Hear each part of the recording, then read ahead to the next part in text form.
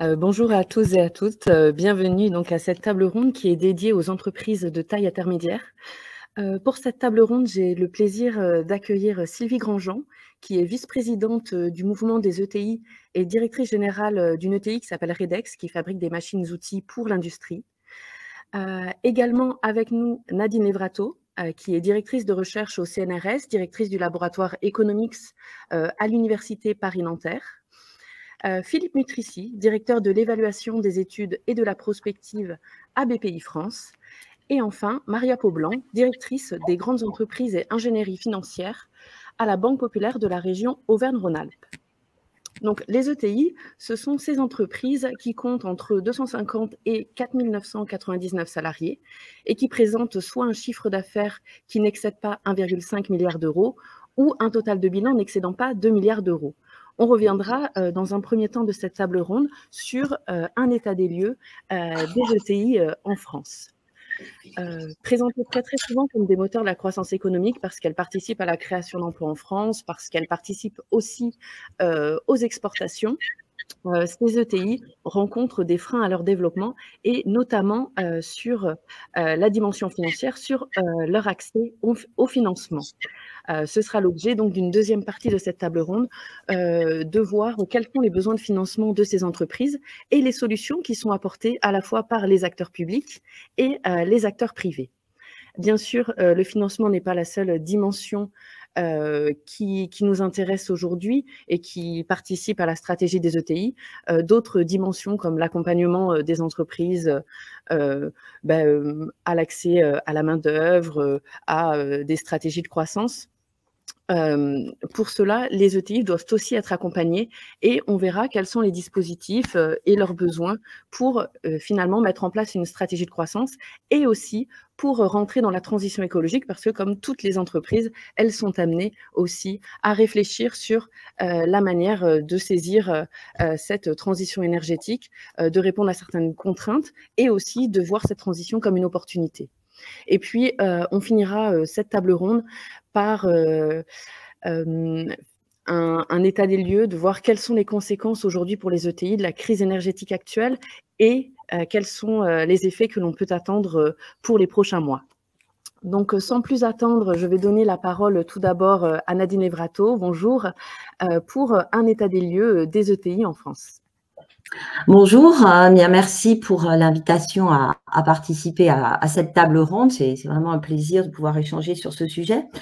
Alors peut-être déjà pour commencer, rappeler que une catégorie statistique, ce n'est pas quelque chose de neutre. C'est un concept, c'est une création d'un organisme de statistiques et en particulier donc les ETI constituent une catégorie statistique unique dans le système statistique Eurostat qui fédère donc l'ensemble des instituts statistiques nationaux européens. Alors, les ETI ont été créés de toutes pièces par la loi de modernisation de l'économie du 4 août 2008 qui révise les statistiques nationales, lesquelles sont donc une déclinaison des statistiques européennes. Et pourquoi crée-t-on les ETI? C'est parce que à l'époque, il y a déjà à l'INSEE un grand travail de profilage des groupes dans la mesure où lorsque l'on additionne les chiffres d'affaires des différentes entreprises qui composent certains secteurs, notamment industriels, les statisticiens nationaux s'aperçoivent que ces chiffres d'affaires cumulés excèdent très largement les chiffres d'affaires macroéconomiques qui sont calculés. Et ils découvrent, mais tous les spécialistes des entreprises le savaient déjà, que les relations d'achat-vente à l'intérieur des groupes viennent gonfler les chiffres d'affaires. Et donc, ce profilage des groupes va amener à réaliser qu'il y a, disons, une dent creuse dans le système statistique et que cette dent creuse correspondrait plus ou moins à ce que les Allemands appellent le Mittelstand. Et donc, Nicolas Sarkozy va donner à Christine Lagarde une lettre de mission qui, comme motivation, est de faire de la France le deuxième pays accueillant des ETI en Europe, donc derrière l'Allemagne, et de créer ce Mittelstand à la française qui va permettre de faire des gains de compétitivité, d'investissement, de recherche et développement, des créations d'emplois, etc. Et donc, la définition de l'ETI que Caroline vient de rappeler est posée. L'ETI se situe entre les PME et les grandes entreprises. Elle compte de 250 à 4 900 salariés et son chiffre d'affaires est inférieur à 1,5 milliard d'euros ou total de bilan inférieur à 2 milliards d'euros. Donc, cette définition va faire date, elle va être appliquée et depuis, en dépit de multiples difficultés, on compte les ETI en France. Et il y a des textes de loi donc, qui régissent ces choix et ces dénombrements d'ETI qui sont appliqués par le Conseil national de l'information statistique et qui jongle avec, d'un côté, les recommandations de la Commission qui considère que la taille d'une entreprise doit être appréciée en tenant compte de son degré d'autonomie. Donc, on a une logique de gouvernance en plus des seuls critères quantitatifs que nous avons rappelés. Et nous verrons que cela soulève de très nombreuses difficultés puisque selon qu'on compte les business units, donc les groupes tels que profilés par l'INSEE ou les unités légales, c'est-à-dire les sociétés qui composent ces groupes. Et en France, on a vraiment un sport national, j'ai l'habitude de dire, qui consiste à faire des fusions, acquisitions, et donc on a des périmètres très mouvants des groupes. On a donc toujours des débats sur combien y a-t-il vraiment d'ETI en France et les évolutions dans le temps soulèvent des questions. Juste un chiffre avant de céder la parole à Sylvie. J'ai retrouvé des données de 2011, donc de l'INSEE. En 2011, il y avait en France 4 794 entreprises de taille intermédiaire qui représentaient 0,2% du total des entreprises. C'était à peu près 46 500 unités légales. Aujourd'hui, on est à 5 530 ETI qui représentent toujours 0,2% du total des entreprises, 5 millions et quelques, et qui représentent 57 000 unités légales. Donc, on voit que l'augmentation du nombre d'entreprises de taille intermédiaire en 10 ans est relativement modique et en tout cas loin des objectifs qui avaient été fixés par Nicolas Sarkozy à l'époque, mais que ces ETI sont de plus en plus grosses puisque le nombre d'unités légales concernées est de plus en plus important. Voilà pour mettre en bouche, dirais-je, cette table ronde sur les ETI.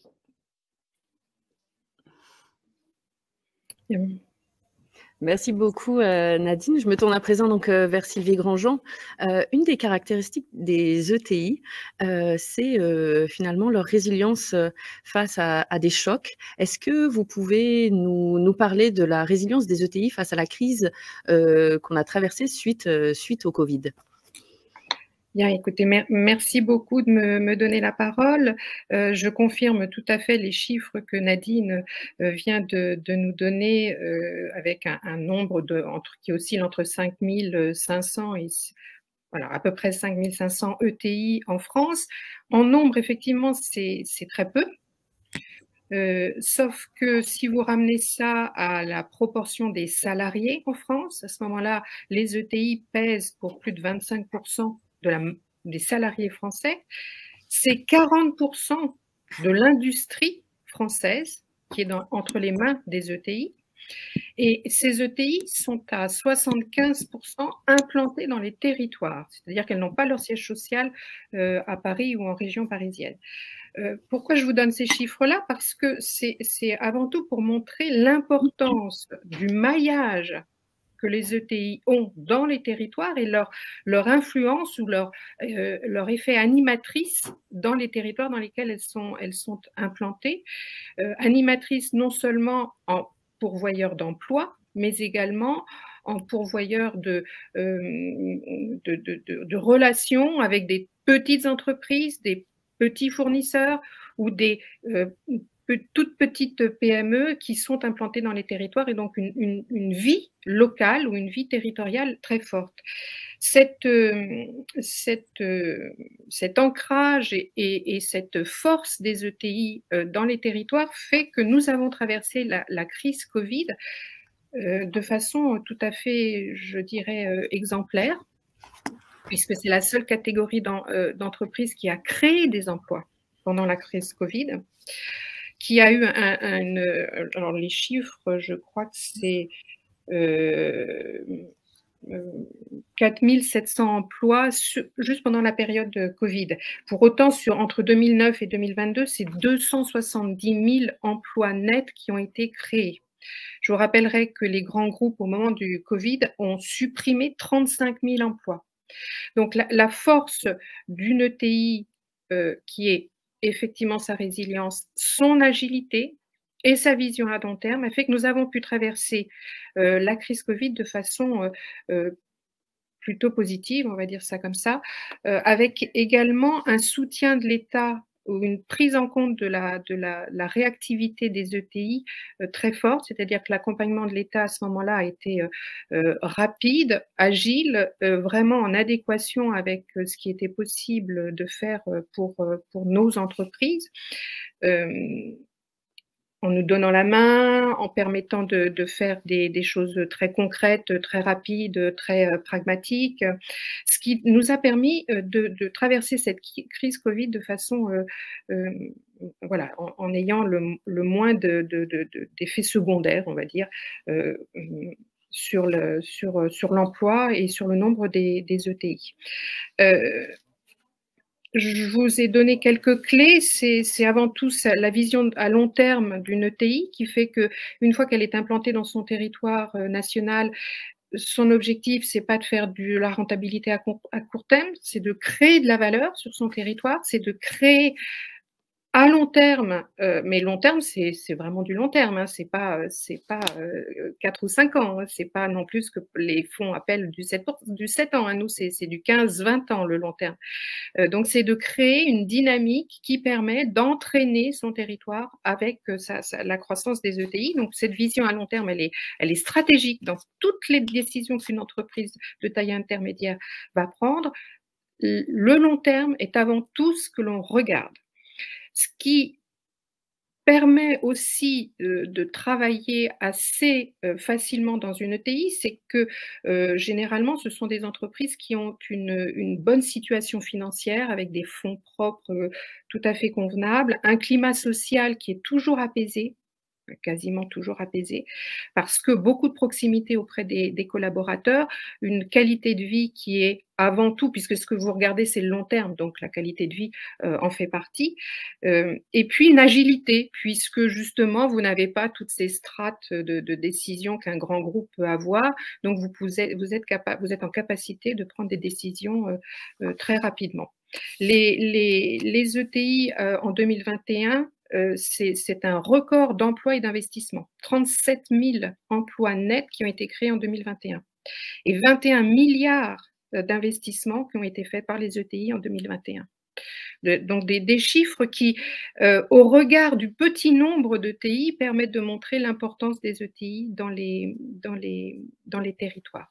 Voilà, donc je voulais surtout mentionner cela en préambule pour pouvoir continuer à dire ce que peut-être Madame Lagarde disait, ou en tout cas ce que notre ministre des PME dit à l'heure actuelle, de créer des ETI, de faire en sorte que des nouvelles ETI émergent notre ministre des PME dit 500 nouvelles ETI d'ici la fin du quinquennat. Nous appelons bien sûr de nos voeux que nous soyons de plus en plus nombreux pour pouvoir continuer ce dynamisme qui est en cours et cette réindustrialisation de la France. Voilà. Merci beaucoup pour cette présentation des ETI. Vous venez de le dire, un des objectifs, c'est de faire augmenter le nombre d'ETI en France. Une des dimensions qu'il faut regarder, c'est la question du financement. Je me tourne à présent vers Philippe Nutrici, donc, qui travaille à BPI France, pour aborder la question de comment finalement l'État, à travers BPI France, accompagne les ETI et participe justement à la création de nouvelles ETI. Bonjour à tous, merci beaucoup pour l'invitation à participer à ce colloque. Alors, il se trouve que BPI France va avoir 10 ans à la fin de l'année. Et donc, quand on a 10 ans, on n'est pas très vieux, mais on peut commencer à faire un peu d'histoire. Effectivement, le soutien aux ETI, ça a beaucoup évolué dans ces 10 dernières années. Et si on se projette dans l'histoire plus ancienne, il y avait des institutions qui auparavant aidaient les entreprises avant BPI France. BPI France, il y avait Oseo, FSI. Si on remonte dans les années 90, il y avait la Banque des PME. On peut même aller encore plus loin vers le crédit hôtelier. Mais tout ça pour dire qu'avant la loi que Nadine a rappelé tout de statistiques d'ETI en 2008, le soutien aux entreprises de taille intermédiaire, il était plus lointain pour les ancêtres de BPI France. C'est-à-dire que la grosse priorité de la Banque des PME, comme son nom l'indiquait, c'était de soutenir les PME. L'ANVAR, qui existait aussi, c'était de soutenir l'innovation. Ce qui s'est passé avec la création de BPI France, donc en fin 2012, donc 4 ans après la loi qui crée les ETI, c'est que dans l'objet social de BPI France, et donc dans l'article de loi qui crée BPI France, le soutien aux ETI est expressément cité. Donc à partir de 2012, on a, je dirais pas une explosion, mais en tout cas tout un dispositif de financement spécifique qui se met en place pour les ETI, alors qu'auparavant, c'était plutôt dans la continuité de ce qui existait pour les PME. Donc sans vous assommer de chiffres, si on prend la situation aujourd'hui, on a chaque année 1600 ETI sur les 5005, qui ont été évoqués tout à l'heure, qui sont financés par BPI France. Donc on fait à peu près un quart des ETI françaises chaque année, qui viennent donc se faire financer, soit pour de l'innovation, soit pour de l'assurance export, soit pour du capital investissement, soit pour du crédit, il y a toutes formes de crédit, etc. Donc 1600 ETI par an. Il faut savoir qu'au moment de la création du CICE, peut-être que certains d'entre vous s'en souviennent, donc c'était le crédit d'impôt qui a été mis en place en 2013 pour renforcer la compétitivité des entreprises. Le CICE était un dispositif fiscal dont les entreprises bénéficiaient, mais avec un décalage de versement. C'est-à-dire que la plupart des entreprises étant sur un glissement sur 3 ans de leur impôt sur les sociétés, il fallait attendre 3 ans pour bénéficier du CICE. Et donc, on a créé à l'époque, BPI France, une avance en trésorerie pour que l'entreprise puisse avoir tout de suite le crédit d'impôt dont elle pouvait bénéficier 3 ans après. Je vous parle de ça parce qu'à ce moment-là, les clients ETI se sont précipités vers BPI France. On est monté à ce moment-là jusqu'à un tiers des ETI nationales qui étaient clients de BPI France. Maintenant que le CICE a été remplacé par un allègement de charges, il n'y a plus de préfinancement du CICE et donc, je vous dis, on est passé d'un tiers des ETI à un quart des ETI. Ça fait à peu près quand même 8 milliards de soutien par an. C'est, pour vous donner l'ordre de grandeur, l'année dernière, BPI France a distribué 32 milliards à l'économie, hors assurance export, donc c'est un quart des 32 milliards, sachant que les ETI n'ont pas encore droit à tous les dispositifs, par exemple sur certaines garanties de crédit bancaire, qui est un des produits de phare de BPI France pour aider les TPE et les PME, les ETI sont à la marge. Donc, hors garantie, pour avoir des ordres de grandeur, par exemple sur l'innovation, sur le capital investissement ou sur le crédit classique, les ETI pèsent entre 10 et 15% de nos clients et entre 30 et 40% des montants accordés aux entreprises. Souvenez-vous du 0,2% dont parlait Nadine tout à l'heure. Donc voilà, on voit qu'on a une très forte orientation de BPI France pour accompagner ces entreprises. Comme le disait très justement Madame Grandjean, on a 44% des ETI qu'on aide qui sont des ETI industriels. Donc là, on est à peu près dans la moyenne statistique. Et puis, je terminerai mon propos en disant que nous participons aussi à la création d'ETI. Alors, je ne peux pas vous donner le chiffre exact sur le nombre d'ETI créés en 10 ans. Je peux vous dire que ce sont plusieurs centaines. Et pourquoi je peux encore vous donner le chiffre exact? Parce qu'on a accompagné probablement plus de 500 créations d'ETI, mais il y a aussi des ETI qui ont disparu. Alors, elles ont disparu, pas forcément, très rarement d'ailleurs, en cessation d'activité, elles ont plutôt disparu en tant qu'objet statistique. C'est-à-dire, soit elles sont intégrées dans un grand groupe, donc là, elles sortent par le haut, soit elles étaient ETI, mais petites ETI, et la vie fait qu'elles ont vendu une filiale, elles ont arrêté une ligne d'activité, elles sont en train de reprendre une autre, et à ce moment-là, elles redeviennent une grosse PME. Donc, je ne sais pas encore combien on a accompagné de montée d'ETI vers les grandes entreprises ou de descente d'ETI vers des PME. Donc, je n'ai pas encore le chiffre exact. Je l'ai pour les ETI de la tech, donc je vais vous le donner dans un instant. Pour les hors tech, on est à peu près sur plusieurs centaines d'ETI accompagnés par Bpifrance. Donc ça veut dire que ce sont des PME qui sont devenues des ETI, plusieurs centaines. Et au niveau des startups qui sont devenues des ETI en moins de 10 ans, il y en a 75. 40 qu'on a financés en direct et à peu près 35 dans les fonds partenaires de Bpifrance, les fonds de capital investissement qu'on finance et qui eux-mêmes vont accompagner des entreprises. Voilà pour une brève histoire du financement des ETI et de la part qu'elles prennent aujourd'hui dans nos activités.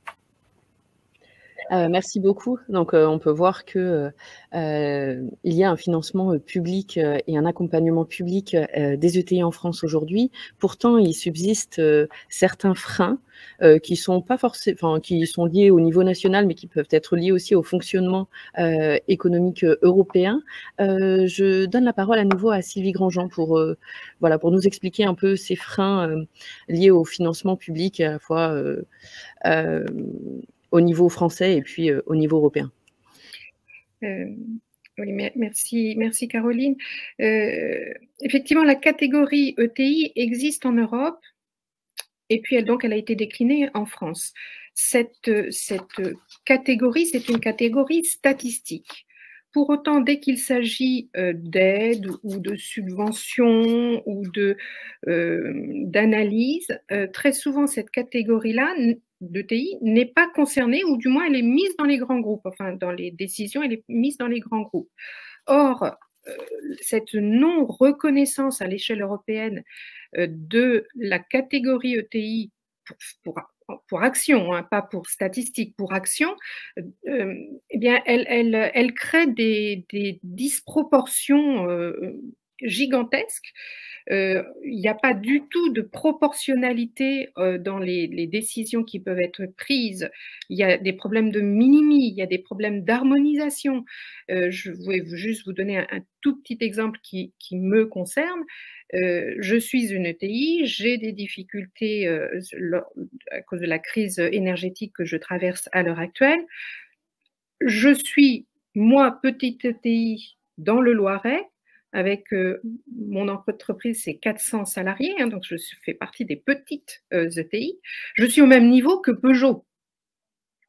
C'est-à-dire que le guichet unique qui m'est ouvert, il est aussi ouvert pareillement à Peugeot, sauf que Peugeot, il aura bien plus de poids ou bien plus de moyens pour pouvoir dialoguer dans ce guichet unique plutôt que moi.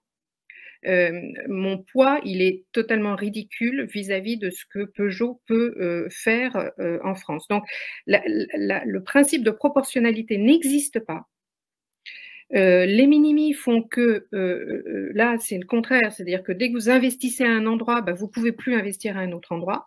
Donc, les règles des minimis sont totalement contraires à tout ce qui nous permet d'investir sur les territoires. Et puis, il n'y a pas d'harmonisation en Europe entre. J'ai aussi des usines en Allemagne. En Allemagne, c'est pas la façon dont l'État regarde son Mittelstand n'a rien à voir avec la façon dont l'État français ou la législation française regarde son Mittelstand français ou son Mittelstand à la française. Donc, voilà, c'est cette non-reconnaissance de cette catégorie dans la législation européenne nous handicape énormément. Alors, on n'est pas des opportunistes de subvention. Ça fait pas partie de notre ADN ou notre façon de faire. Et on est toujours plutôt dans la recherche d'un accompagnement plutôt que d'une sanction. Donc, si on pouvait avoir un peu d'incitation, alors je ne dis pas de subvention, je dis d'incitation, pour que les financements, principalement les investissements verts, soient fortement présents dans les ETI, mais ce serait quand même quelque chose qui serait un bon point, comme on avait fait à un moment de la suramortisation pour les outils de production, bien on pourrait peut-être faire voilà, un mécanisme un peu similaire avec de la du suramortissement vert dédié aux investissements qui sont dans la transition écologique ou énergétique. Il y a également un plan d'investissement France 2030 qui est en place depuis à peine une année, je crois. Je ne sais pas s'il y a quelqu'un qui l'a fait.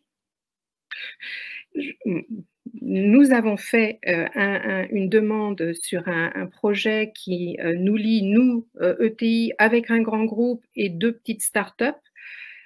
Remplir le dossier France 2030, c'est incompréhensible. Incompréhensible.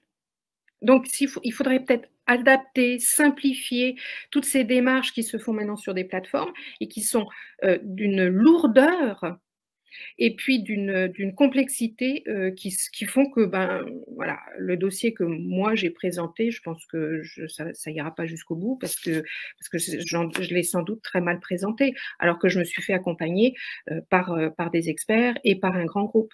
Donc voilà, il y a un problème de proportionnalité qui fait que très souvent les ETI sont considérés ou sont traités comme les grands groupes et donc freinent forcément sur nos investissements.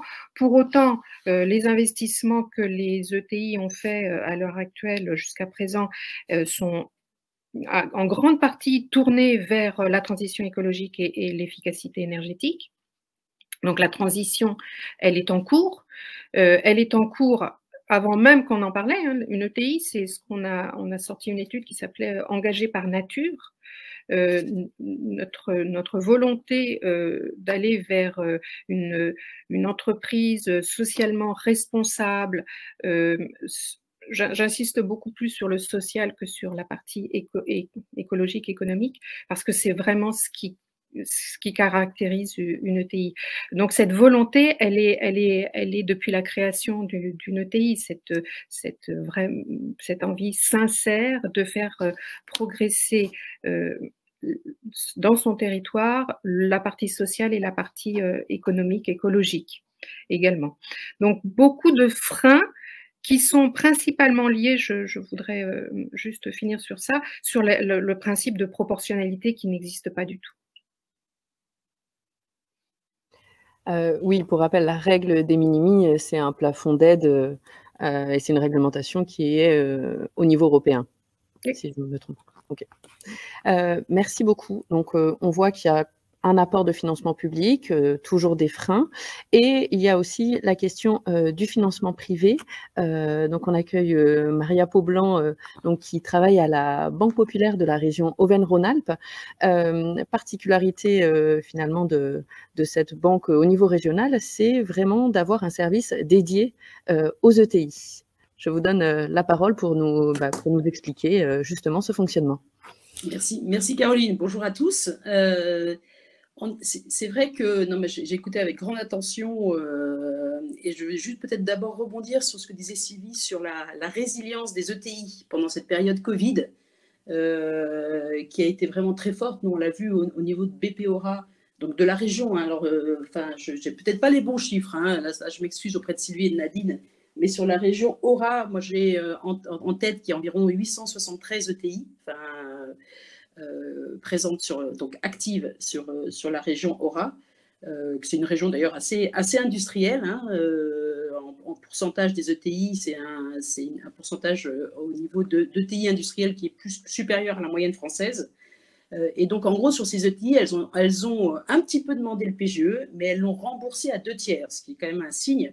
Ça veut dire qu'elles l'ont pris par prudence et elles l'ont remboursé rapidement parce qu'elles se sont rendues compte qu'elles n'en ont pas besoin et qu'elles ont continué à la fois à investir, à se développer et à recruter, comme le mentionnait Sylvie.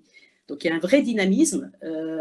Après, moi, je trouve aussi que sur la partie financement privé, il y a encore de la capacité. Enfin, si on regarde un peu les statistiques aussi, le taux d'endettement moyen des ETI, il est sur la France de 78% des fonds propres, donc un ratio qui est très correct. En région Aura, il est à 56%. Donc, il y a vraiment de la capacité de lever des financements, d'aller financer ces 21 milliards d'investissements qui ont été réalisés pendant la crise par les ETI.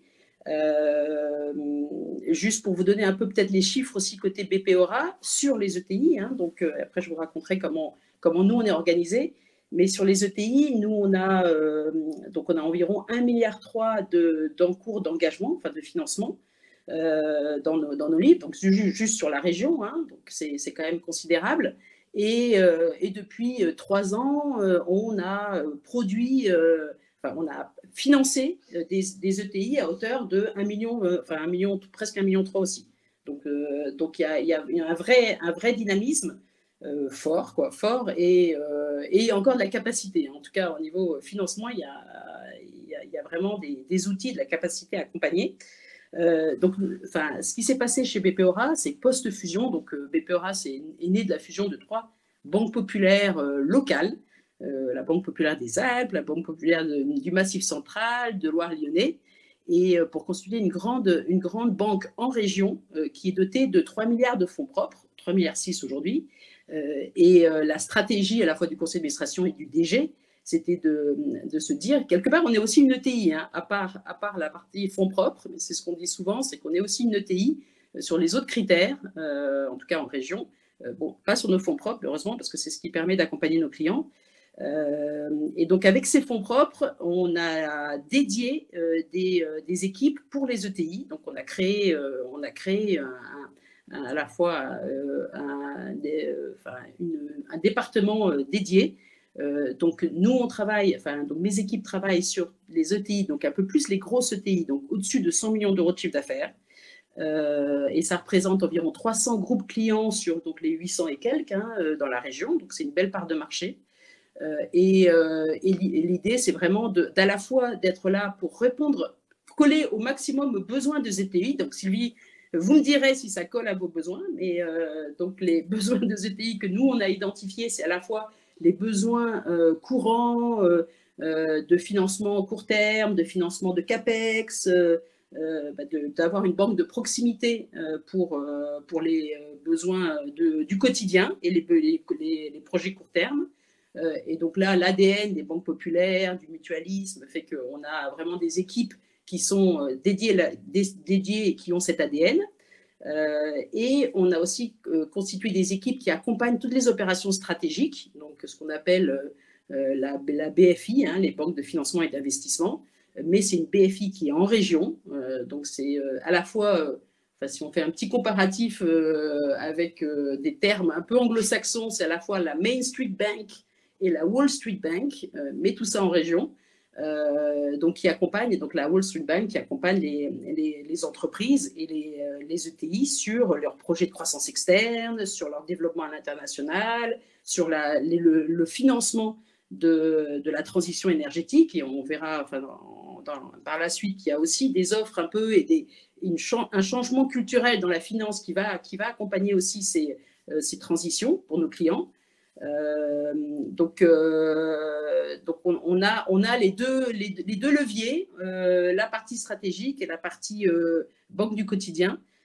Donc aujourd'hui, c'est 30 personnes, on a ces 30 personnes qui sont dédiées à ces ETI sur la région Aura. Hein, donc c'est une belle équipe, à la fois des banquiers conseils, des gestionnaires clients, des experts de financement structuré, en ingénierie juridique. Donc on essaye de répondre aux besoins des ETI et d'être le plus proche et à l'écoute et avec une agilité qui est aussi une agilité d'une banque en région parce que notre circuit de décision est court, parce que les comités sont à Lyon, parce qu'on décide rapidement. et qu'on n'est pas dans un circuit de décision comme un grand groupe, comme le disait aussi Sylvie, hein, ça marche aussi pour les banques, quand tout le monde est en région et la capacité de décider rapidement, c'est un atout aussi pour le TI. Et alors, bon, par contre, pour moi ma vision personnelle, c'est aussi un point qu'on peut partager et sur lequel on peut échanger. Je trouve qu'aujourd'hui, le financement bancaire est très utilisé par les ETI, mais tous les autres financements, donc à la fois les financements de marché, l'ouverture un petit peu de capital. Alors, l'idée, c'est pas de se tendre à un fonds US, hein, mais c'est d'ouvrir un tout petit peu le capital pour aller chercher un peu d'ouverture et un peu de financement complémentaire. Voilà, ça, c'est des sujets qui, notamment dans les ETI familiales, ne sont pas trop travaillés, mais il y a du potentiel. Voilà. Merci beaucoup. Donc, on voit que les banques ont finalement adapté à la dimension territoriale leur offre aux ETI, ce qui apparaît plutôt une bonne chose. Est-ce que, Nadine Levrato, vous souhaitez rebondir sur les propos de nos 3 autres intervenants? Pour clarifier hein, la question des aides, alors trop importantes selon certains, puisque on voit aujourd'hui les comptes du total des aides aux entreprises. Hein, je rappelle globalement, on est à autour de 200 milliards d'euros par an, tout type d'aide confondu. Donc pour certains, c'est trop important. Pour d'autres, c'est insuffisant, notamment lorsque on prend le point de vue de l'entrepreneur. Donc, en fait, il y a une règle, là encore, qui concerne les aides d'État. Et le point est important à souligner, ce sont les seules aides d'État qui sont concernées par la fameuse règle des de minimis. Alors, ça vient, là encore, c'est assez réglementaire, mais c'est le cas de toute l'économie. Hein, il n'y a pas d'économie s'il n'y a pas de normes et de règlements.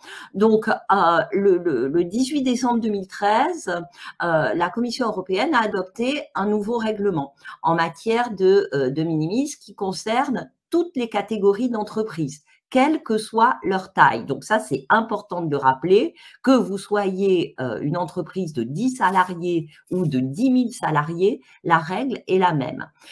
Et ce règlement autorise des aides qui ne dépassent pas un plafond de 200 000 euros par entreprise consolidée. Donc là encore, c'est la business unit, le groupe et pas l'unité légale qui intervient. Et ces 200 000 euros sont calculés sur une période de 3 exercices fiscaux. Alors, il y a tout un débat sur l'éligibilité des coûts qui n'est pas prédéfini, quels sont ceux qui sont pris en compte. Mais voilà, la règle de base est celle-ci. Et pourquoi a-t-elle été adoptée? C'est pour éviter les distorsions de concurrence. Parce qu'on voit bien avec des entreprises comme actuellement les entreprises chinoises qui sont massivement soutenues par le gouvernement et qui donc disposent d'un avantage comparatif fort. Si on commençait à utiliser ces dispositifs d'aide massive en Europe, on n'aurait plus de marché unique unifié. Donc là, c'est vraiment un enjeu de concurrence qui est l'une des valeurs importantes de l'Union européenne. Donc je disais que ce sont les seules aides d'État qui sont concernées, c'est-à-dire que les aides régionales, déjà, n'entrent pas dans ces plafonds. Et de plus, alors, il y a une fiche, enfin, une guise de fiche, c'est plutôt un document d'une vingtaine de pages qui explique toutes les dérogations qui peuvent exister à ce fameux plafond. Alors, je suis d'accord, c'est extrêmement touffu, c'est compliqué pour certaines entreprises de comprendre justement toutes ces subtilités juridiques, mais il y a de nombreux coups de canif, si vous voulez, accordés à cette règle, et notamment pour ce qui relève des projets d'intérêt commun, par exemple, quelque chose qui entrerait dans la stratégie Horizon Europe serait exonéré de la règle des de minimis, et surtout, donc ce qu'on appelle les aides qui facilitent le développement de certaines activités ou régions économiques si elles n'altèrent pas les conditions des échanges dans une mesure contraire à l'intérêt commun. Donc, on voit qu'il y a quand même beaucoup de moyens d'accéder aux aides et surtout, il y a, alors là, c'est aussi une spécificité française, beaucoup d'aides qui ne sont pas d'apport, qui ne consistent pas en l'apport d'argent direct aux entreprises. Philippe parlait du CICE tout à l'heure, qui est redevenu, dirais-je, exonération de cotisations sociales. C'est plus de 20 milliards d'euros par an hein, sur l'ensemble des entreprises. C'est fonction du nombre de salariés et du salaire reçu par chaque employé. Donc, on voit que c'est proportionnel à la main-d'œuvre employée par les entreprises et à la qualité de cette main-d'œuvre. Donc, le problème, je pense, n'est pas tant les montants globaux d'aide qui sont accordés aux entreprises, c'est d'abord la multiplicité des aides. 6 000 dispositifs d'aide en France aujourd'hui auxquels peuvent prétendre les entreprises. Donc, on a ici une complexité qui est bien plus importante que celle du Code du travail dont on se plaint beaucoup et qui, en fait, constitue pour certaines entreprises et peut-être pour les ETI qui n'ont pas les moyens dont disposent les grands groupes pour accéder aux compétences juridiques pour monter les dossiers. Et donc, c'est cette barrière à l'entrée qui est gênante et qui n'est pas sur les montants, mais plus sur les dispositifs et les montages de dossiers, hein, on va dire pour faire simple, pour accéder à ces dispositifs. Donc, je pense qu'il ne faut pas plus, parce qu'il y a déjà beaucoup, qu'en termes de poids budgétaire, cela coûte très cher. On voit aujourd'hui qu'avec la fin de la CVAE, contribution sur la valeur ajoutée des entreprises, on a encore 10 milliards d'aides supplémentaires qui sont attribuées aux entreprises sous forme d'exonération fiscale. Et donc, ce qu'il faut, c'est mieux les distribuer. Et là, c'est tout un travail d'ingénierie que l'État et les entreprises doivent mettre sur la table pour savoir quelles sont les aides qui sont vraiment importantes pour le futur des entreprises et pas simplement continuer à mettre des patchs, si vous voulez, comme on l'a fait pendant une période de crise et c'était nécessaire, hein, où on était dans une logique du quoi qu'il en coûte. Maintenant, il faudrait peut-être passer à des aides qui aident davantage les entreprises à se transformer dans un contexte important de transition écologique et économique et énergétique, pardon. Voilà, c'est le point de précision que je voulais apporter. Merci beaucoup. Donc, on peut voir qu'en termes de financement, finalement, comme vous venez de le rappeler, ce n'est pas tant un problème de montant parce qu'il y a des dispositifs qui existent, mais finalement, il y a un problème de simplification. Madame Grandjean a évoqué tout à l'heure aussi, peut-être il faut adapter à la taille des ETI, les guichets et encore une fois l'ensemble des dispositifs. Et puis troisièmement, il faut aussi adapter à l'horizon de long terme les financements et donc ne pas forcément rester sur des financements qui effectivement constituent une réponse face au choc conjoncturel, mais qui n'accompagnent pas forcément sur le long terme les entreprises. Je vais redonner la parole à Maria Paublanc. Vous avez commencé à nous parler d'une des particularités des ETI. Donc, on a dit il y a une forte proportion d'ETI industrielles et il y a aussi beaucoup d'ETI qui ont une dimension familiale. Est-ce que vous pouvez nous en dire un peu plus sur cette structure de capital familial et puis quels sont finalement les dispositifs que la Banque Populaire met en place pour accompagner les ETI dans leur stratégie de croissance? Mais alors, de nouveau, Sylvie pourrait aussi commenter sur la partie. C'est vrai que moi, de nouveau, sur les chiffres, moi j'ai l'impression qu'une ETI sur deux est familiale. Je pense que Sylvie et Nadine pourront confirmer ou nuancer. Et c'est vrai, comme le disait Sylvie, hein, une ETI familiale qui est détenue donc par une famille, par un capital privé, et non pas par des fonds ou par des investisseurs autres, c'est à la fois la gestion du temps long, c'est la capacité à ne pas se verser des dividendes pendant des périodes de crise, c'est une gestion prudente qui permet de traverser les aléas de notre monde, et il y en a de plus en plus, et de moins s'endetter. Donc c'est beaucoup de force et beaucoup de vision long terme, en effet. Par contre, moi, ce que j'évoquais un tout petit peu sur la question précédente, ce que je ressens aussi, c'est un peu cette frilosité pour ouvrir le capital, qui est souvent quand même un peu un gros mot pour les entreprises familiales, même si c'est à la marge, même si c'est de façon très, très nuancée, ça reste quand même un point difficile à passer, qui n'est pas toujours obligatoire, mais au bout d'un moment, la dette, qu'elle soit publique ou privée, on arrive un peu au taquet. Il faut utiliser d'autres outils, et la partie fonds propres est un autre outil pour continuer la croissance. Et c'est aussi, autant j'entends, il y a beaucoup ce que disait Sylvie, et ce que je vois aussi avec mes dirigeants d'entreprise, il y a beaucoup de focus qui est mis sur la partie sociétale et sociale de l'ETI. Autant sur la partie gouvernance, il y a encore parfois un peu de structuration à faire pour permettre un peu une ouverture, pour empêcher la solitude du dirigeant, pour aller tester s'ouvrir à d'autres méthodes.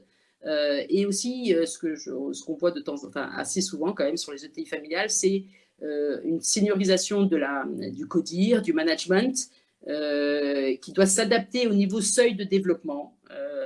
Et en tant que banquier, on voit quand même assez souvent que le directeur financier peut devenir un peu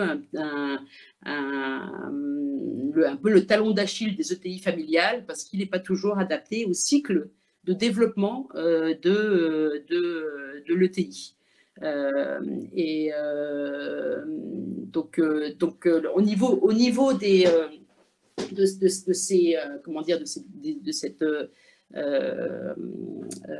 ces autres financements, hein, donc il y a le financement bancaire, le plus classique, et il y a les financements de marché, hein, donc il peut y avoir un financement EuroPP, USPP, on peut ouvrir pour des ETI à taille conséquente, aller sur le marché obligataire. Et là, de nouveau, BPORA peut aussi accompagner, hein, on est coordinateur et on peut accompagner sur ces sujets-là en allant chercher la compétence dans le groupe BPCE, et c'est plutôt les équipes de Natixis qui travaillent sur ces sujets-là, pas sur le financement, mais sur la partie financement de marché. Et on reste l'interlocuteur de l'ETI. Il y a aussi toute la partie fonds propres, hein, où on a à la fois notre bras armé Garibaldi, mais aussi un accompagnement qui peut être un accompagnement en conseil d'équipes qui sont dans le groupe BPCE. Et de nouveau, là, on reste l'interlocuteur pour garder cette vision long terme, hein, parce que c'est vrai que toutes ces boutiques toutes ces BFI parisiennes ou ces boutiques ont une vision plutôt court terme, deal. Et nous, on garde une vision long terme, parce que notre intérêt, c'est de garder tout ce fonds de commerce et ces belles ETI dynamiques en région, et pas d'organiser les sessions à des fonds de private equity US. Voilà, donc c'est cette ouverture. Enfin, moi, ce que j'essaie de passer comme message, c'est qu'il y a le financement, il y a les aides publiques, bien sûr, il y a le financement bancaire, mais il y a aussi beaucoup d'autres outils qui sont disponibles pour les grands groupes, mais qui sont aussi aujourd'hui disponibles pour les ETI. Un peu moins pour les PME, hein, parce qu'il y a un effet taille, mais qui sont vraiment aujourd'hui disponibles pour les ETI. Et le groupe BPCE, c'est par exemple organisé pour donner accès à tous ces outils aux ETI pour pouvoir accompagner cette croissance. Est-ce que j'ai répondu, Caroline ? Oui, merci pour tous ces éléments. Nadine a évoqué également la transition écologique. Donc, comme je le rappelais en introduction, comme toutes les entreprises, les ETI doivent faire face justement à cette transition et mettre en place des investissements, des solutions pour participer à la réponse aux objectifs 2050. Comme on était sur la partie financement, je me posais la question, comment en fait finalement les banques peuvent participer justement à cette transition écologique et comment le financement peut être un levier mobilisé et mobilisable pour les ETI pour parvenir à répondre aux objectifs de transition écologique. Merci, oui, c'est sûr. Et ça, c'est la bonne nouvelle. Moi, je trouve que c'est vraiment une bonne nouvelle. Je le dis d'ailleurs à mes enfants, parce qu'ils ne comprennent jamais pourquoi je suis banquière. Ils disent, mais je vous montre que la finance peut devenir durable. Donc, on est en train, je pense, de faire un petit, en tout cas, un changement culturel dans la finance et dans la banque. Alors, c'est dans les banques régionales ont toujours eu cet ADN territorial. Mais aujourd'hui, déjà, on est nous aussi soumis, les banques, à des réglementations de plus en plus orientées sur ces transitions. On en fait des points clés dans nos plans stratégiques, à la fois dans le groupe BPCE, mais aussi pour BPORA. D'ailleurs, dans Pierre-Henri Grenier, qui est le directeur de la Banque de transition énergétique, qui est une banque qui a été créée par BPORA dans la région pour accompagner nos clients sur cette transition énergétique qui est intervenue hier, je crois, dans le GECO. Donc, il y a il y a une vraie prise, il y a une vraie, c'est un vrai axe stratégique des banques et du groupe, en tout cas. Et notre enjeu, c'est d'accompagner ces transitions énergétiques pour nos clients. Donc, ce qu'on est en train de mettre en place pour les ETI, c'est de nouveau ce qui existe déjà pour les grands groupes et qu'on est en train de faire redescendre en offre pour les ETI. Donc, pour les grands groupes, les chiffres il y a un chiffre qui est assez intéressant, c'est qu'aujourd'hui, 32% des financements, du volume de financement en France, donc c'est notamment grand compte, a des critères ESG dans son financement. Donc dans les financements structurés, il y a toujours des critères, il y a toujours des ratios à respecter, notamment le levier, la dette nette sur l'EBITDA, je le redis en passant, parce qu'il est important, celui-là, les banquiers l'aiment bien. Donc il y a des ratios financiers, mais il y a de plus en plus des ratios extra-financiers. Donc on suit qui colle à la politique RSE des entreprises. Donc, c'est à la fois la partie décarbonisation avec le E, la partie sociale et sociétale avec le S, et la partie gouvernance avec le G. Donc, on met en place des critères, des objectifs, année par année, mais qui sont en ligne avec les politiques RSE des entreprises. On n'invente pas et on met pas des critères, on met des critères atteignables, ambitieux, mais des critères qui sont co-construits avec les ETI. Et donc c'est une nouvelle offre qui permet déjà d'aligner la politique RSE avec le financement, mais aussi qui permet une petite bonification de la marge. C'est marginal, c'est entre 5 et 10 pp. Mais c'est quand même assez pertinent. Et si on a, sur notre banque, on a chez BPORA, on a environ une quarantaine de lignes de dossiers qui sont arrangés ou co-arrangés, donc de dossiers structurés, donc de montants assez conséquents, en pool, avec un pool de banques. Sur ces 40 dossiers, il y en a 6 qui ont déjà des critères ESG. Et on vient de signer 2 nouveaux mandats pour coordonner c'est ce qu'on appelle un rôle de coordinateur ESG. Donc on peut le faire en région, adossé avec une équipe parisienne, et on met cette compétence qu'on a pour les grands groupes au service des ETI. Et c'est vrai que pour moi, c'est des sujets qui sont à la fois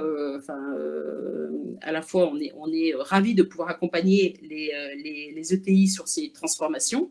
Mais pour moi, ça fait aussi beaucoup plus de sens et plus d'attrait pour mes équipes d'accompagner sur ces sujets-là plutôt que de nouveau, je le redis, de céder l'ETI à un fonds US. Donc, ça crée aussi de l'attrait pour que je puisse garder mes talents dans mes équipes. Merci beaucoup. Donc, on voit que les ETI ont besoin d'un accompagnement aussi en matière de critères environnementaux, gouvernance, sociaux. Et puis, en introduction aussi, j'ai rappelé que les ETI ont aussi besoin d'un accompagnement qui n'est pas forcément financier. Je me tourne à présent vers Philippe Mutrici. Donc, on a vu que BPI accompagnait financièrement les ETI, mais il y a d'autres formes d'accompagnement proposées par BPI.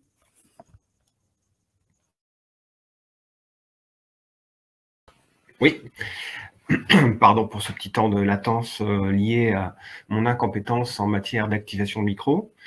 Oui, je voudrais aussi revenir sur 2-3 petits éléments. Le premier, c'est ce que Madame Bernard Grandjean a signalé tout à l'heure sur la complexité de France 2030. Nous partageons, nous, BPI France, ce souci. Et alors que nous sommes un des opérateurs de France 2030. France 2030, je rappelle que c'est quand même 30 milliards d'euros pour financer des projets d'innovation, de réindustrialisation de notre pays. Et c'est vrai que les dossiers sont compliqués. On l'a fait savoir à l'État. On demande la simplification des dossiers. Et j'espère qu'on n'est pas un contributeur de complexité, mais on est plutôt un élément de simplification. Je voudrais aussi rebondir sur les propos de Nadine, parce que Nadine a dit « Oh là là, tout ça, ça fait quand même beaucoup d'argent ». Oui, c'est vrai, mais je pense que le monde a changé. Le monde a changé. Si je prends juste un exemple qui est lié aussi à la résilience qui a été mentionné en début de ce colloque. L'été dernier, oui, 7% des ETI nous disaient que ça allait affecter de façon forte leur activité. Le monde a changé, les difficultés d'approvisionnement, les conflits géopolitiques, la guerre aux portes de l'Europe. Les États se sont mis de nouveau à subventionner massivement leur industrie. Et je pense que ça, il faut l'avoir en tête. C'est vrai que la France est dans le mouvement, qu'on dépense déjà beaucoup d'argent, l'État, les Français en fait. Le système de redistribution s'est massivement réorienté vers les entreprises dans les années récentes, mais on n'est pas une exception. Les États-Unis viennent de voter cet été un plan à 700 milliards d'euros pour financer leur industrie, de dollars, pardon, 700 milliards de dollars, c'est quasiment 1 euro pour 1 dollar, donc 700 milliards d'euros, mais pour financer leur industrie. Et de façon beaucoup plus directe, voire limite par rapport aux règles de l'OMC qui normalement cantonnent ces dispositifs de soutien de façon à préserver une équité dans la concurrence internationale. Je pense que là, le monde est en train de changer, il ne faut pas qu'on soit naïf. Je suis d'accord avec Nadine, ça fait déjà beaucoup d'argent, mais ne soyons pas plus vertueux que d'autres. Alors effectivement, au-delà de l'accompagnement financier, je voudrais insister sur quelque chose d'important, et qui a déjà été dit d'ailleurs, donc je ne fais que rebondir. C'est ce qu'on appelle l'accompagnement non financier.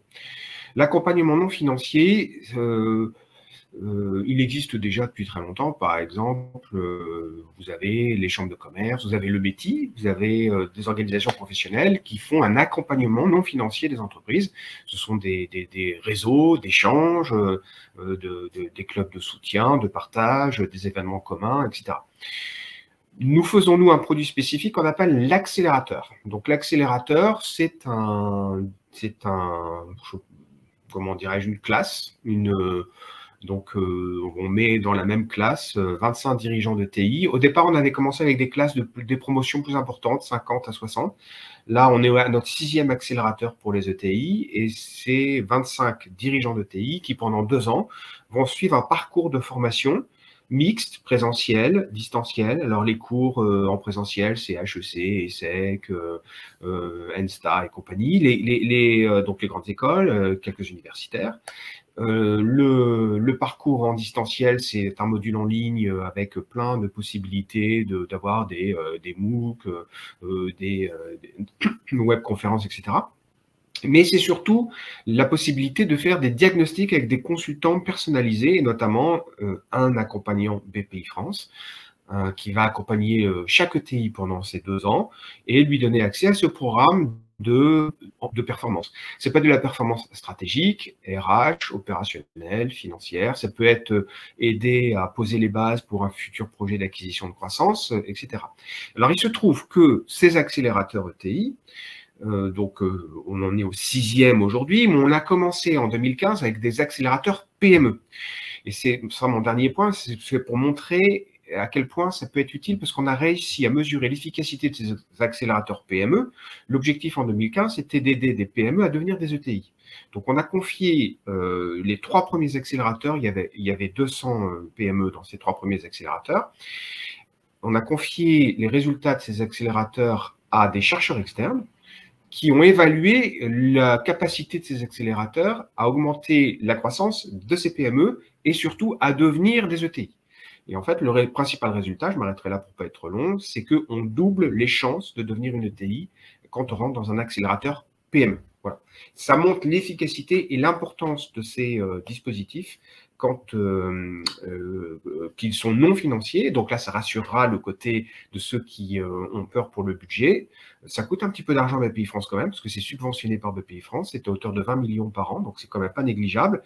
Et les entreprises contribuent aussi, c'est-à-dire qu'elles payent la moitié de cet accompagnement, c'est entre 5 et 10 000 euros selon leur taille, là pour le coup c'est proportionnel à la taille. Entre 5 et 10 000 euros par an pour rentrer dans ces accélérateurs et bénéficier du programme. Donc, ça reste quand même sur des ordres de prix qui sont raisonnables. Mais surtout, c'est d'une efficacité qui est comparable à des dispositifs financiers qui, eux, sont beaucoup plus coûteux pour l'État. Et c'est le résultat que nous ont montré ces chercheurs, Yannick Lorty, pour le citer, et ses consorts de l'Université de Marne-la-Vallée. Merci beaucoup pour ces éléments. Oui, on voit qu'il faut mobiliser plusieurs dimensions pour permettre aux ETI de grandir. Plusieurs fois, durant la première partie de cette table ronde, a été évoqué le contexte de la crise énergétique actuelle. Donc, on va consacrer voilà, les derniers moments de cette table ronde à voir justement quels sont déjà les premiers effets qu'on a pu sentir sur les ETI avec l'augmentation des prix du gaz, et aussi autre contexte dont on a pu parler durant la conférence des GECO, notamment hier et avant-hier, à savoir le changement aussi de contexte de politique monétaire. Donc, je vais me tourner vers chaque intervenant pour avoir un peu leur avis et un peu leur vision prospective des effets à la fois de la crise énergétique et du changement de politique monétaire. Je vais me tourner tout d'abord vers Sylvie Grandjean. Vous avez évoqué tout à l'heure rapidement la crise énergétique. Donc, quels sont les premiers effets que l'on peut observer sur les ETI de cette crise énergétique ? Alors, effectivement, c'est le sujet le plus dramatique à l'heure actuelle que les ETI traversent. Je ne suis pas tout à fait sûre qu'on ait compris la dimension tsunami que ça peut avoir sur le tissu industriel français. Les couvertures qui doivent être prises, enfin les contrats qui doivent être signés à l'heure actuelle pour être couverts en partie électricité et gaz sur les exercices à venir, sur 2023 et 2024, font que l'électricité augmenterait entre 5 et 12 fois. Même chose, moi je me suis fait faire une proposition pour le gaz à x15 par rapport à ce que j'ai actuellement. Donc ce sont des charges qui sont sans commune mesure avec ce que l'on a connu précédemment, absolument sans aucune commune mesure. Et ça a des conséquences immédiates. Ça aura forcément des conséquences immédiates et puis on en a déjà parlé. Vous savez, on a entendu déjà des entreprises qui ont fermé leur usine de production, que l'activité est réduite ou enfin fortement réduite. On pense à Duralex, on pense également à Safran.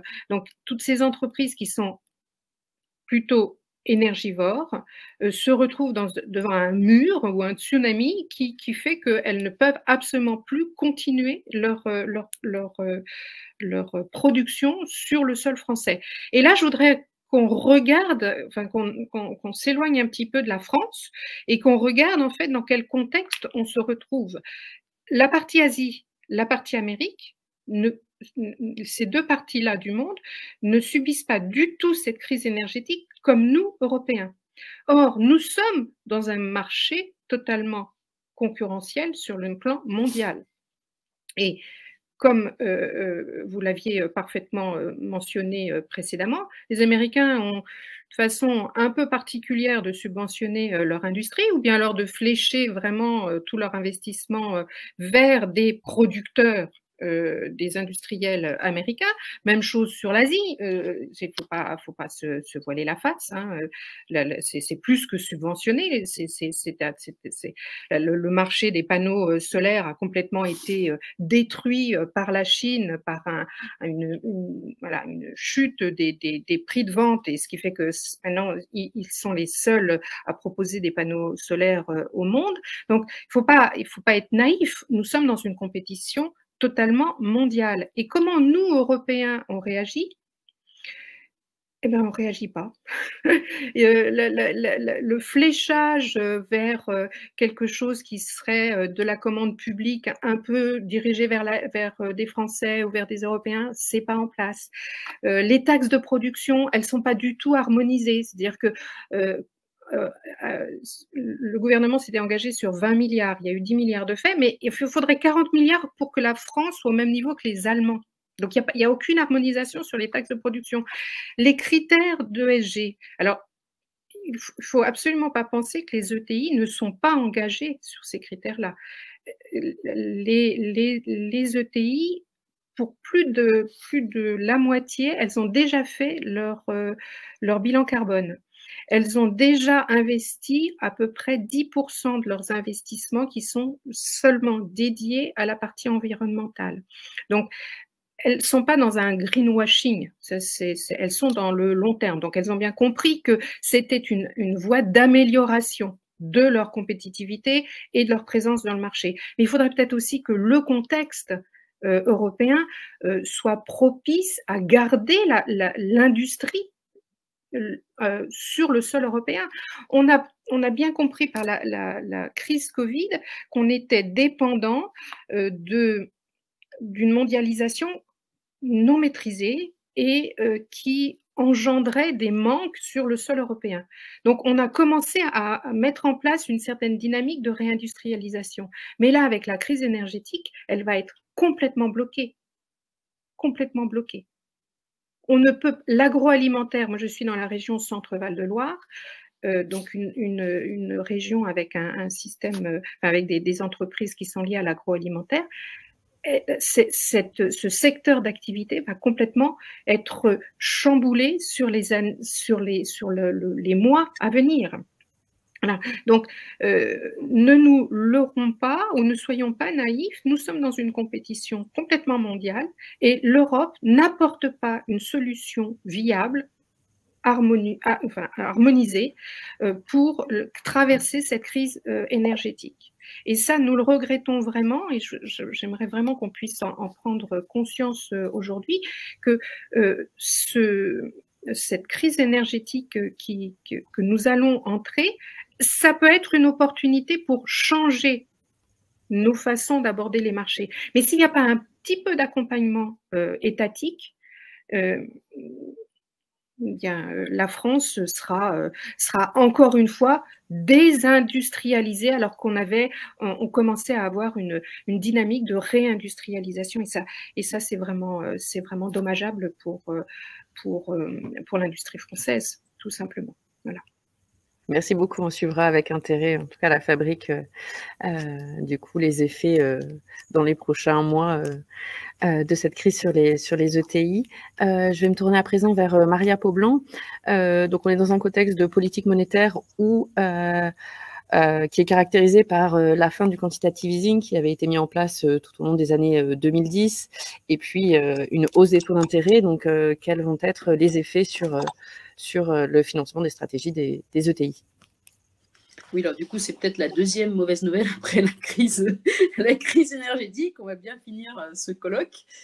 C'est qu'en effet, ce qui s'est passé depuis Caroline, comme vous l'évoquiez, depuis les années 2010, c'est que la liquidité pléthorique que la BCE mettait dans l'économie permettait à la fois d'avoir des taux bas, voire négatifs, et des crédits qui étaient donc pas chers et faciles à obtenir. Donc, Par contre, juste une petite nuance, c'est que du coup, les placements, les entreprises qui avaient de l'épargne ne rapportaient rien, hein, voire ça coûtait de l'argent. En tout cas, nous, banquiers, ça nous coûtait de l'argent quand on déposait de l'argent à la BCE, et c'était le cas pour certains gros épargnants. Et aujourd'hui, le problème, c'est que ça s'est fait très, très rapidement, parce que la BCE a décidé d'arrêter son quantitative easing et un peu du jour au lendemain a demandé aux banques d'assurer la liquidité. Notamment par exemple pour les PGE, hein, donc, qui étaient avant adossés à des TLTRO de la BCE. Donc ce qui est un peu difficile, c'est ce côté soudain. Donc il va y avoir un effet, à la fois un sujet taux et taux d'emprunt pour les ETI et un sujet liquidité.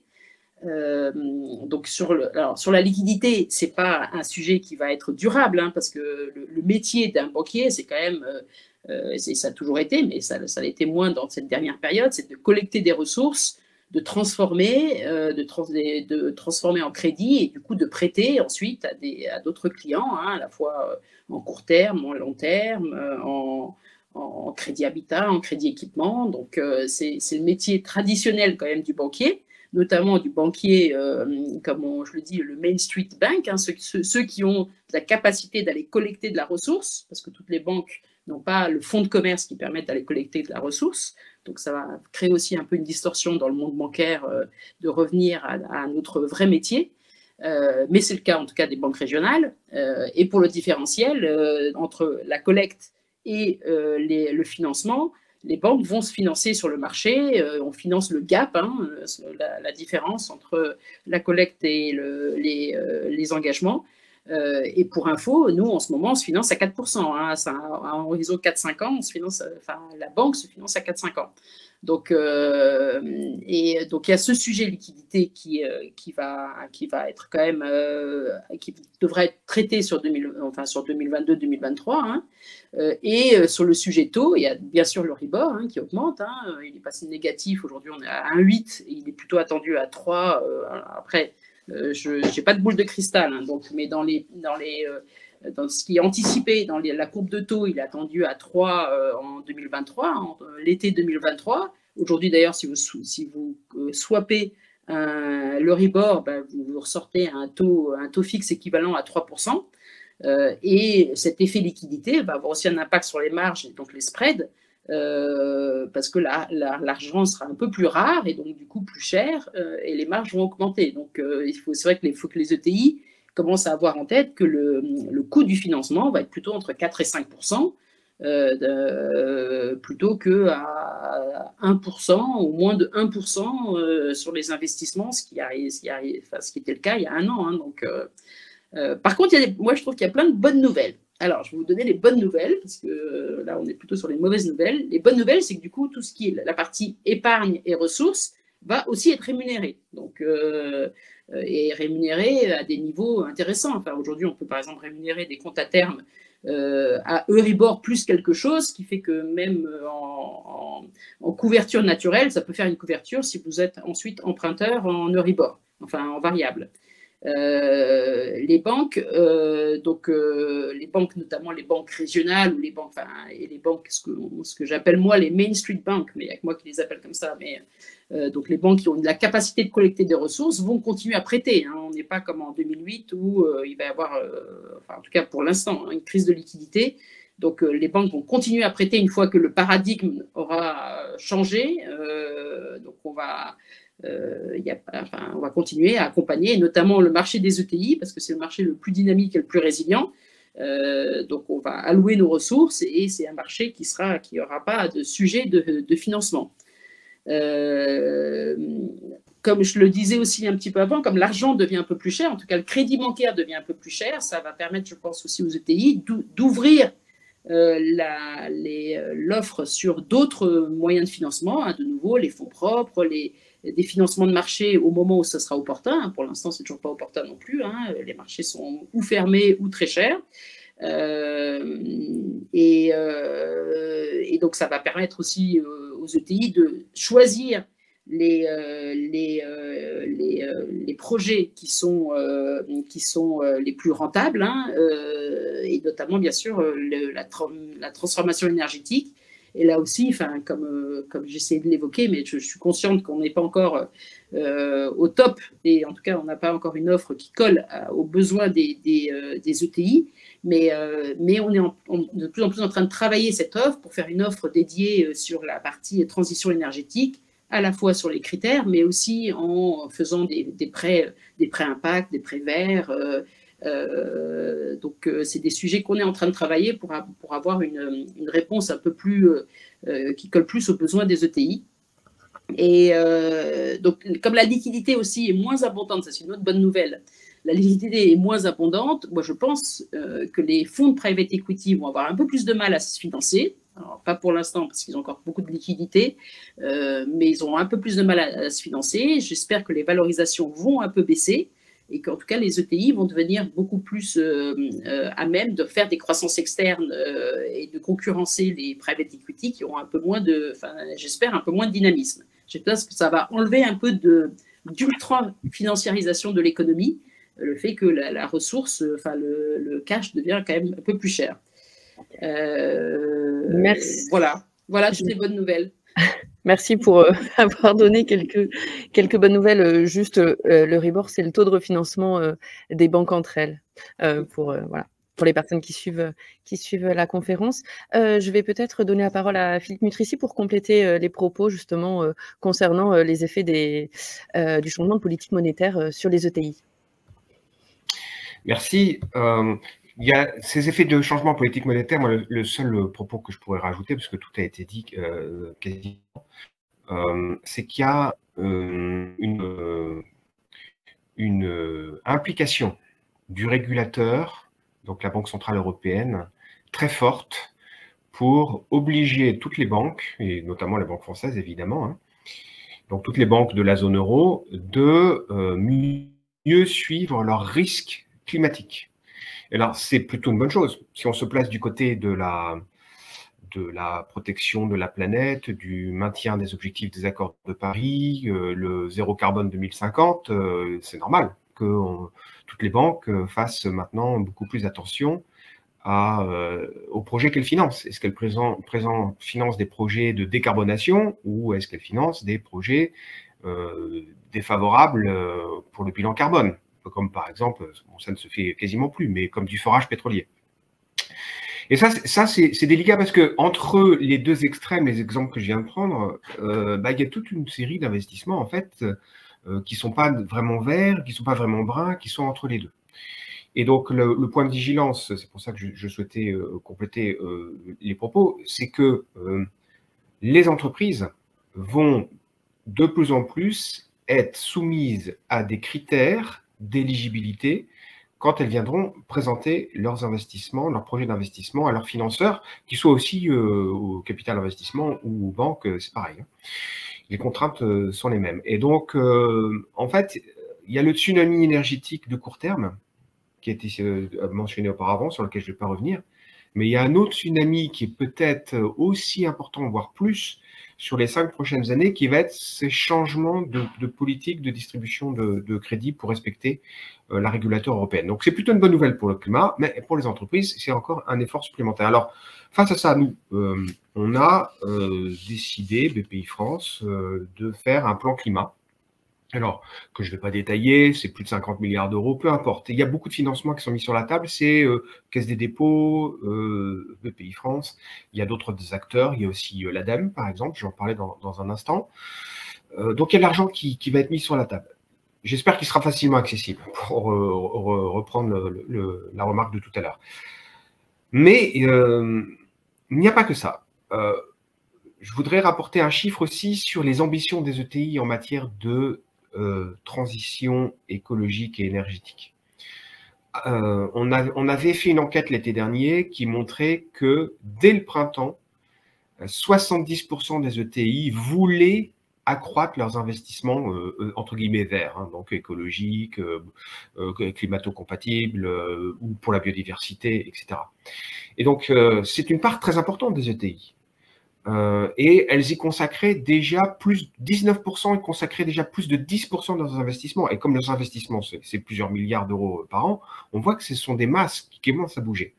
Donc ça, ce sont des chiffres qui sont très positifs parce que ça montre qu'il y a une conscience climatique très forte. D'ailleurs, on l'avait mesuré dans une autre étude, plus de 80% des dirigeants d'ETI et de PME d'ailleurs, parce que le chiffre est le même, sont conscients des enjeux climatiques et veulent agir pour le climat.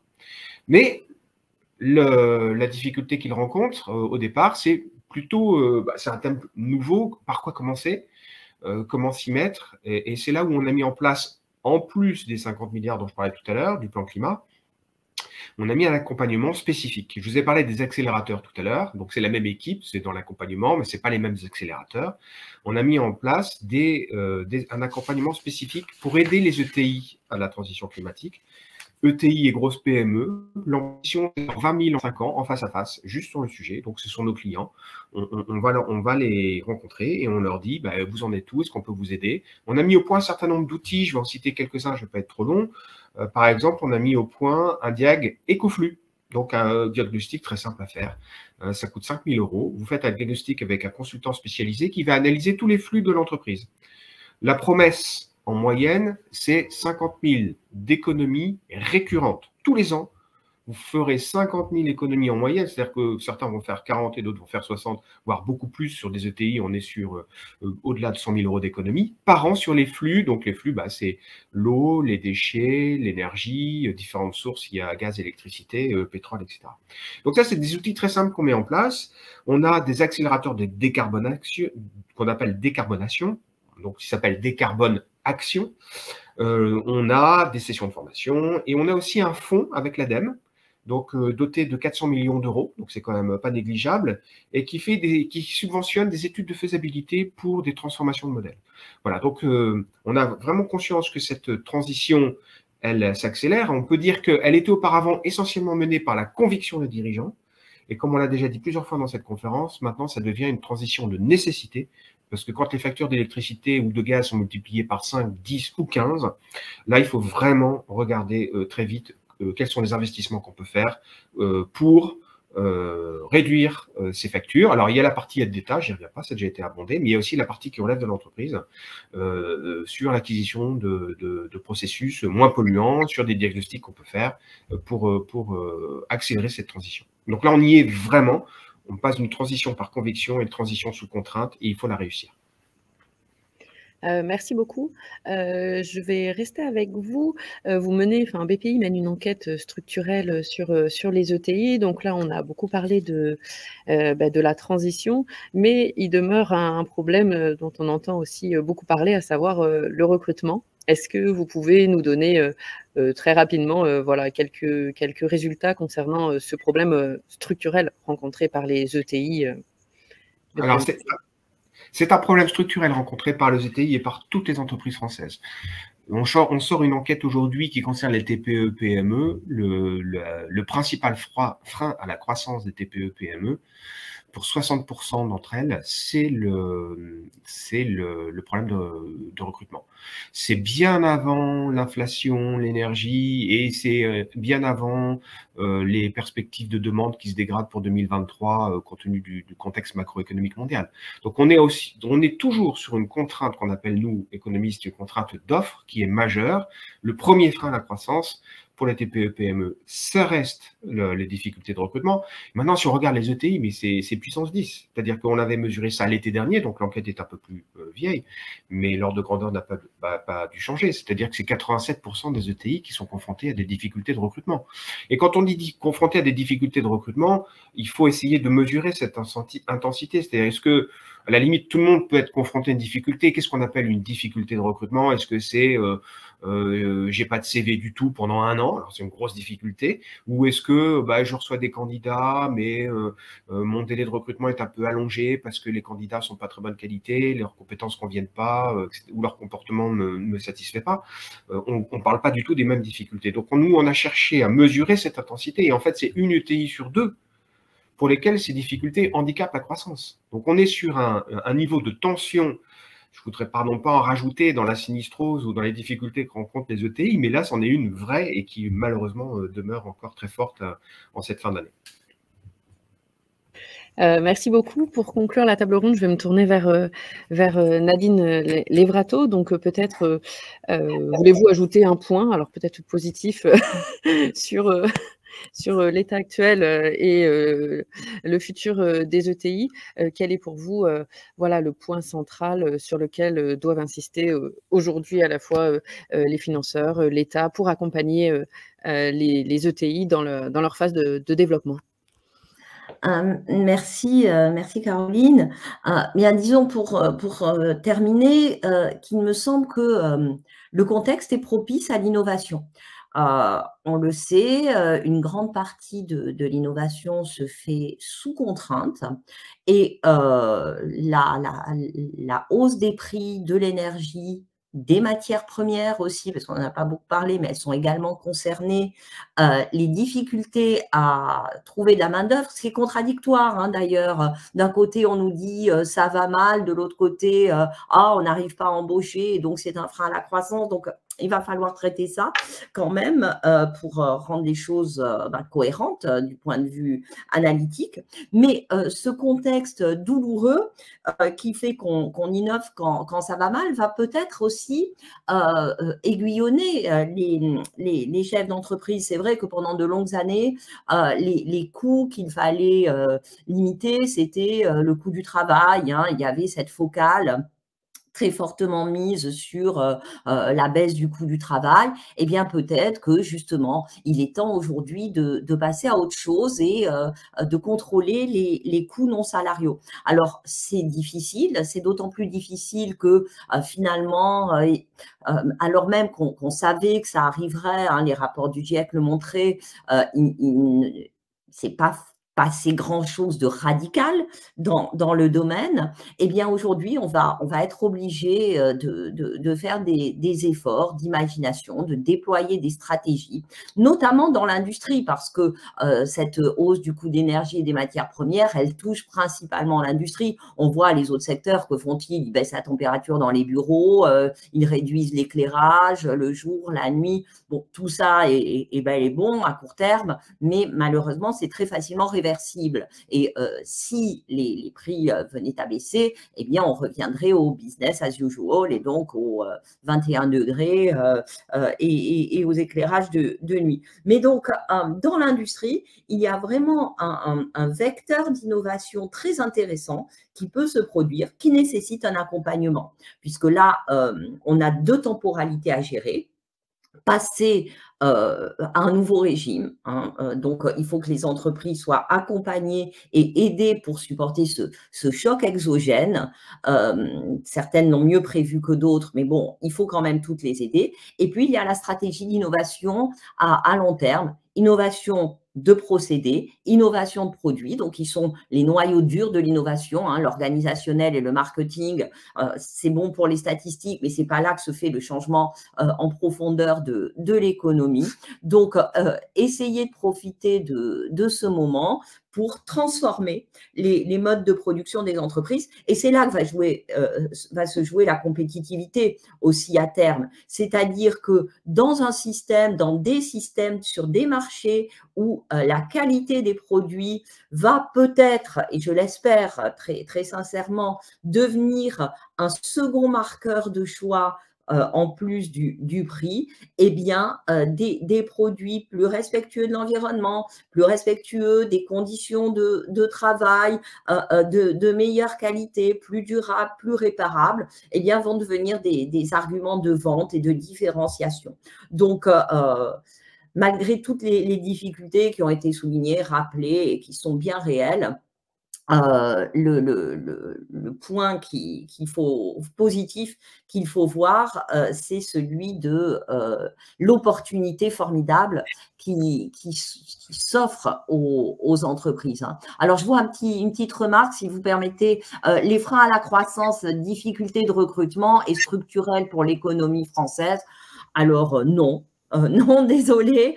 On a depuis une quinzaine d'années 300 000 offres d'emploi qui sont non pourvues. On voit que ce n'est pas grand-chose par rapport à la main-d'œuvre qui est disponible. Ce chiffre de 300 000 offres d'emploi non pourvues est totalement récurrent. Alors, c'est un peu plus visible en ce moment parce qu'il y a beaucoup de flux d'entrée et de sortie, mais on n'est pas sur des marchés du travail en très, très forte tension. Et on en discutait dans un autre cadre, ici même au GECO, avec des entrepreneurs. Ça appelle aussi un changement d'attitude des employeurs vis-à-vis des employés. Et donc, c'est aussi, là encore, une fenêtre de tir qui s'offre aux entreprises.